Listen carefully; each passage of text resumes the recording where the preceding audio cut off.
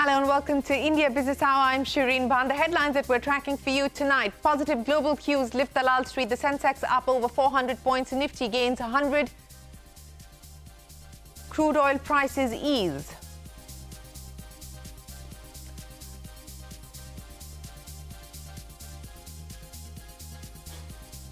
The Reserve Bank to announce its monetary policy decision tomorrow. All respondents to a CNBC-TV18 poll vote for a status quo policy. However, the market will be keeping an eye on the commentary and the inflation forecast. At least 14 people are dead and more than 100 missing after flash floods in Sikkim. Hydropower plants on the Tista River suffer severe damage. Highways get washed away. Several villages in West Bengal also impacted. The upcoming GST meeting this weekend is likely to consider reducing the tax on molasses from 28% to 5%. Council is also likely to clarify on the taxation for extra neutral alcohol. That's an exclusive. The number of beneficiaries for the PM-Kisan scheme dropped by more than 16%. Government sources say more than 1.7 crore beneficiaries were found to be ineligible. 25% of those who have been dropped did not have authentic land records. Fintech firm Mobikwik posts a profit for the third straight quarter as revenues rise 52%. On the other hand, Cred reports an annual revenue growth of more than threefold, but losses widen marginally by 5%. The Supreme Court tells the Enforcement Directorate there is no visible money trail against Manish Sisodia, the Deputy Chief Minister in the Delhi liquor policy case. Sisodia had spent nearly 8 months in jail. The bail hearing will continue on the 12th of October. SBI Chairman Dinesh Khara gets an extension till August 2024. The retirement age for SBI Chairman is currently capped at 63. Managing Director Ashwini Kumar Tiwari, whose current term ends in January next year, gets a 2-year extension. Carrier Global Chief David Gitlin says the company looks to invest another $800 million in India over the next 5 years. Eyes double-digit growth, calls India a great source for talent. That's another exclusive. British media watchdog asked the competition regulator to probe Microsoft and Amazon's dominance of the cloud computing market. British authorities estimate Amazon and Microsoft account for 60 to 70% of the total cloud spends. Archers and squash players make it a hat-trick of gold medals for India at the Asian Games today. India's medal tally crosses 80, which includes 21 golds. The Cricket World Cup begins with a clash between England and New Zealand in Ahmedabad, Narendra Modi Stadium, which was sparsely crowded in the first innings. Airline bookings up 70%, says Ease My Trip. Hospitality stocks perk up.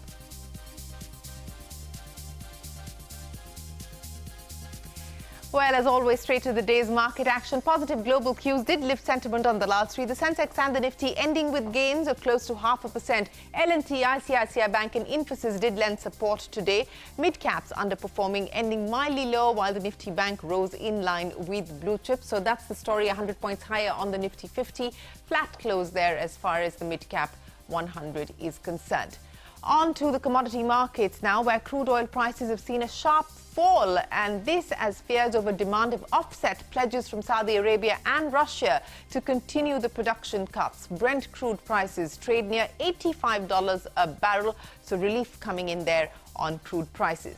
The Reserve Bank will announce its monetary policy decision tomorrow. All respondents to a CNBC-TV18 poll have voted for a status quo policy.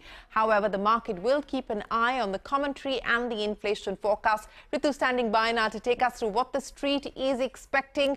Ritu, status quo on rates, but of course, fine print on the commentary will be carefully watched. The Reserve Bank's Monetary Policy Committee is widely expected to keep rates on hold for the 4th consecutive time and strike a hawkish tone with the recent volatility in global crude prices and global central banks setting up for a longish pause. 100% of the respondents to our poll expect a status quo policy this time around.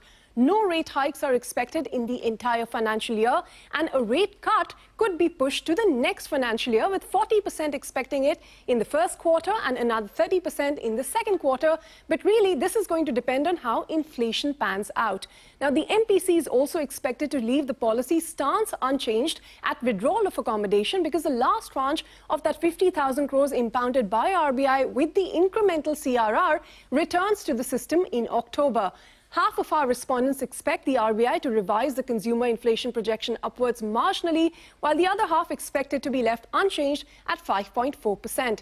The GDP forecast is also unlikely to be tinkered with in this policy. And now anything said on liquidity is going to be very closely watched. We asked our respondents where they see the interbank call rate for the rest of the year, and a large majority sees it at 6.5 to 6.75%, which is a tad above the repo rate. This is because dealers say with the US yields giving a near 5% risk-free return, RBI will have to keep short-term rates higher to attract dollar inflows and prevent any speculative outflows.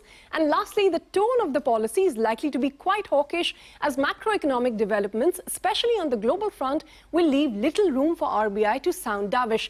So to sum all of this up, while there's unlikely to be any major action on rates, the commentary is what the markets will watch out for, and more importantly, the inflation projection from the biannual monetary policy report will give an indication of just how far away we are from any hopes of a rate cut.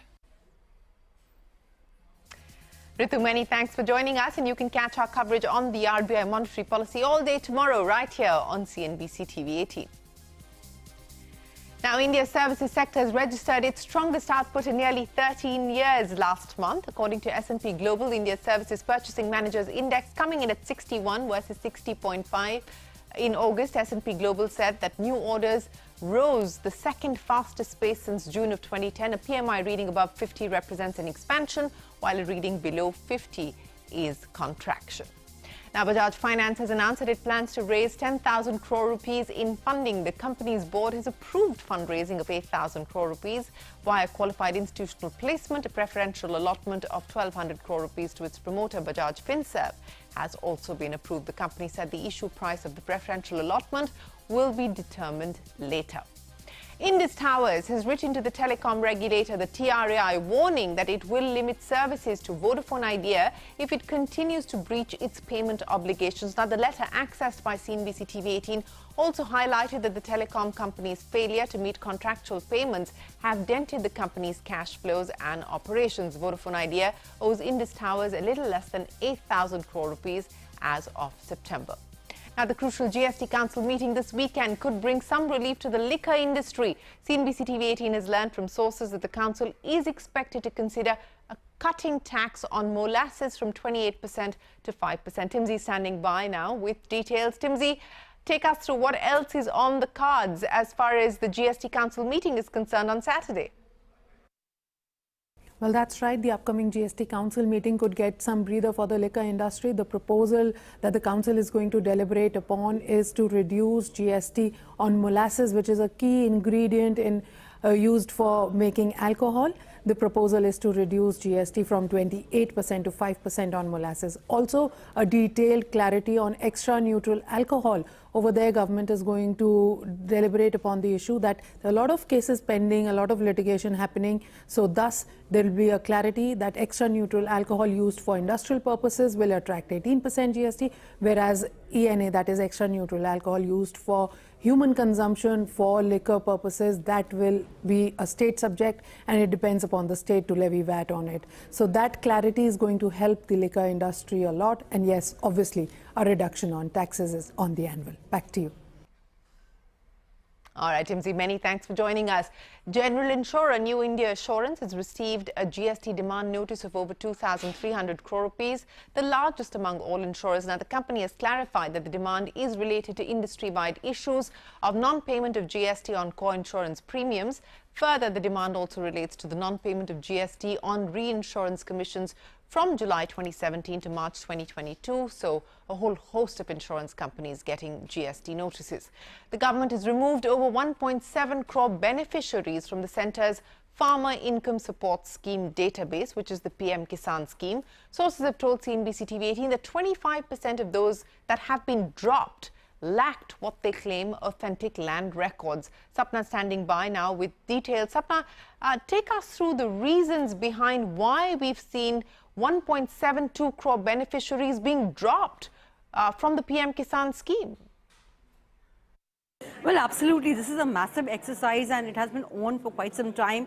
So as you rightly indicated in the numbers, the base has already, the database, the verified database has actually shrunk by over 15%, 16 point some percent. In pure numbers, this would be 1.72 crore beneficiaries are of that database now. As recently as early 2022, the base was somewhere around 10.47 crore. It's now down to 8.75 crore. Having said that, three key reasons why this is happening. A, it's absolutely mandatory to have an Aadhaar seeded bank account and authenticated land records to be a PM-Kisan beneficiary. So, that mismatch has been found, or that gap has been found under the list of a lot of beneficiaries. So that is one reason. Second, of course, there have been mismatches in bank accounts itself. So that's the second one. I mean, you have not mentioned the account number correctly, or you have all the credentials, but you're giving somebody else's bank account number for that money to flow through DBT. So, that again is a big cross as far as the inflow of the benefit is concerned. And of course, a significant number of pensioners, income tax payers, people who have other sources of income, they have also been found to be availing the PM-Kisan benefits. And in fact, what we are being told by a lot of local sources is that this could be still on a very large degree. So, however, government at this point says that 8.75 crore is where we have settled and kind of stabilized the database.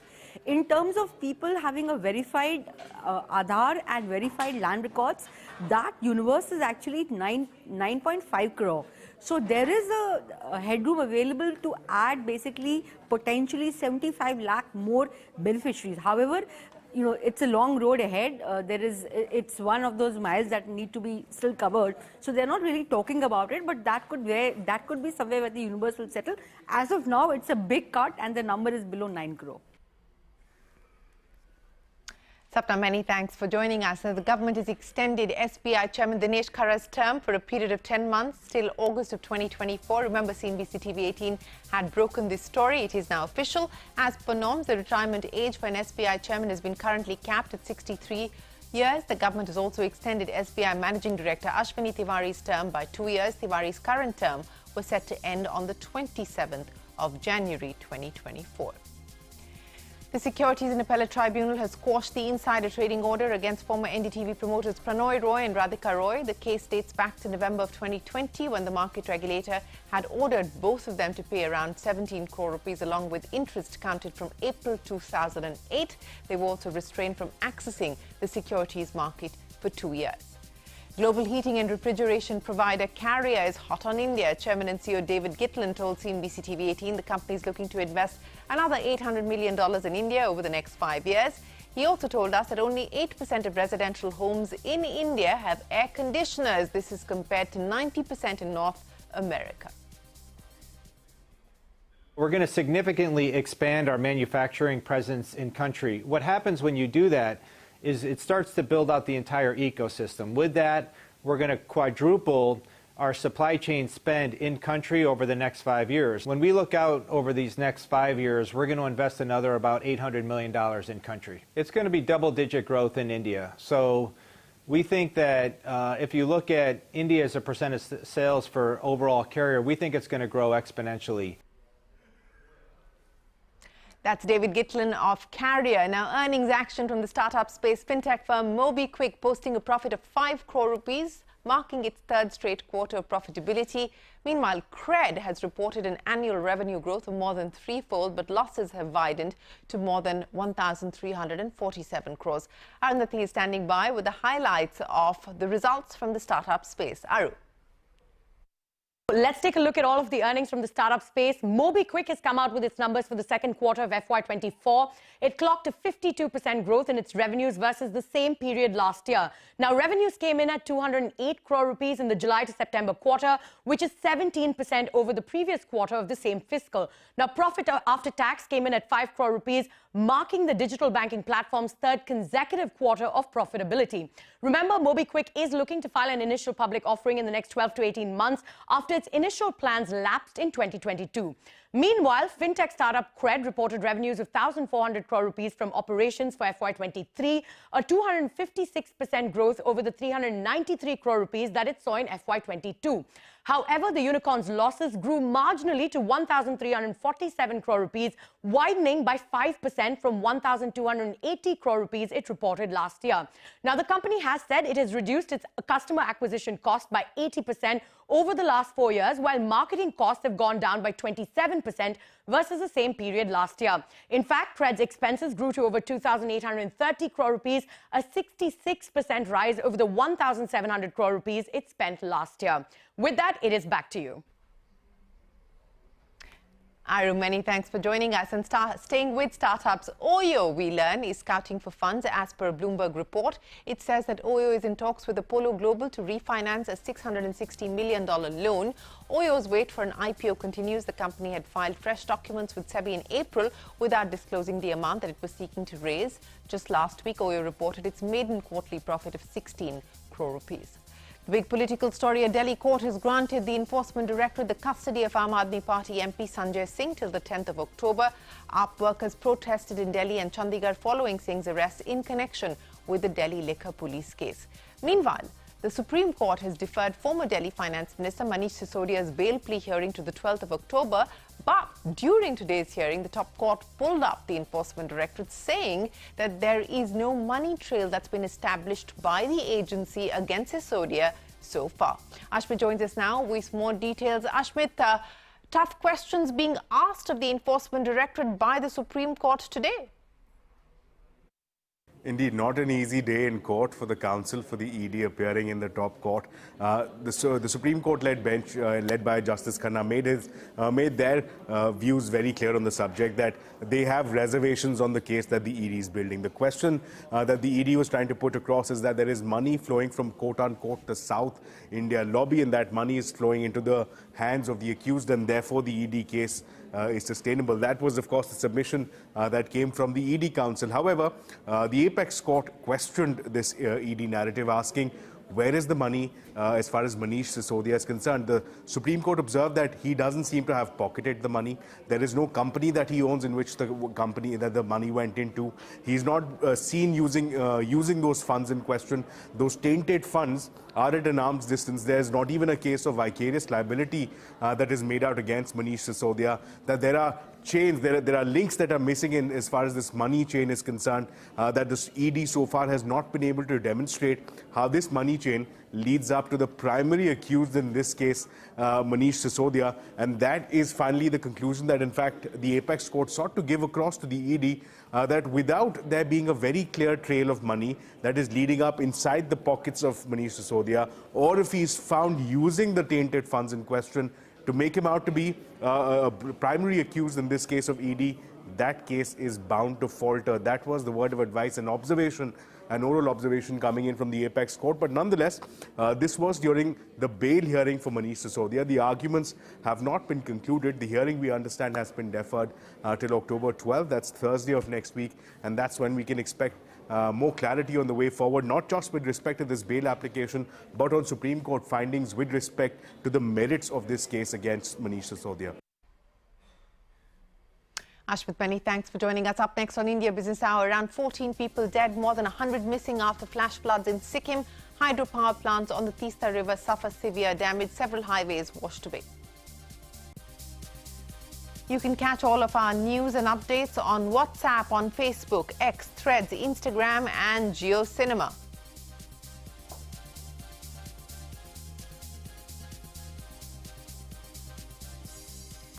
The Maharashtra police has booked the dean and a doctor of the government-run hospital in Nanded, where more than 30 people died this week. The police has invoked charges of culpable homicide not amounting to murder against the two. The police took action based on the complaint of a farmer whose daughter and newborn died at the hospital. The dean had previously rejected allegations of negligence against the hospital. At least 14 people have been killed and more than 100 people, including 22 army personnel, are still missing after flash floods hit Sikkim on Wednesday. Now, as per the Sikkim State Disaster Management Authority, a glacial lake in North Sikkim burst due to incessant rains, causing the water levels of the Tista River to rise. As per reports, the calamity has affected more than 20,000 people. Rescue operations continue. The Indian Met Department has predicted heavy to very heavy rainfall over the next 24 hours in the state.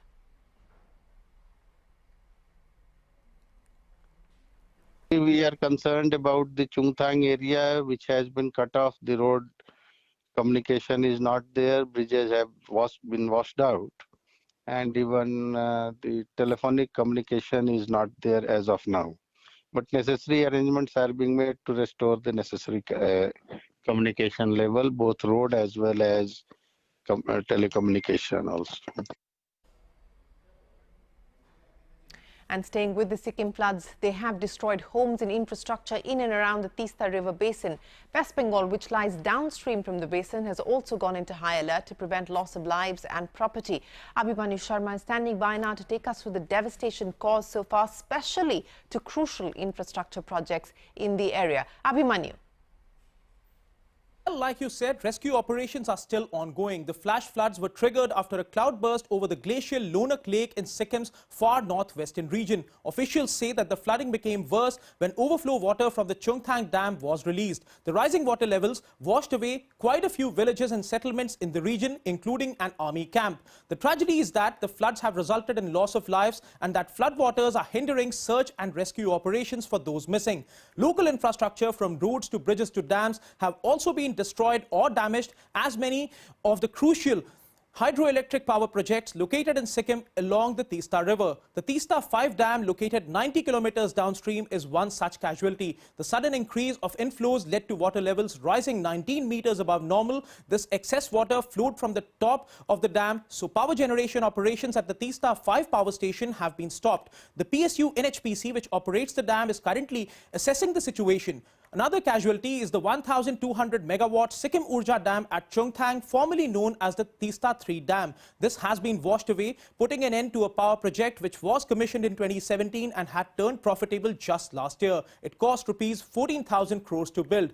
Another project that has suffered damage is the Tista 6 hydroelectric project in Sirwani village of Sikkim. Once complete, it would have generated 2,400 million units in a 90% dependable year with an installed capacity of 500 megawatts. The 5,748 crore rupee project was to be implemented by NHPC and had received CCEA approval on the 7th of March 2019 and was to be completed in 60 months or by 2024. Now we have to remember here that damages estimates so far are still just that, estimates.